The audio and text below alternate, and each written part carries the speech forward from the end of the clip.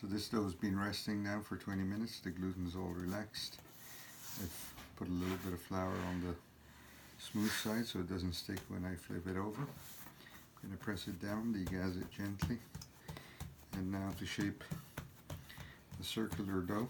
Again, I'm going to do the same thing, stretch and folds into the middle, and I'm going to keep going around until the dough starts to resist and gets quite tight.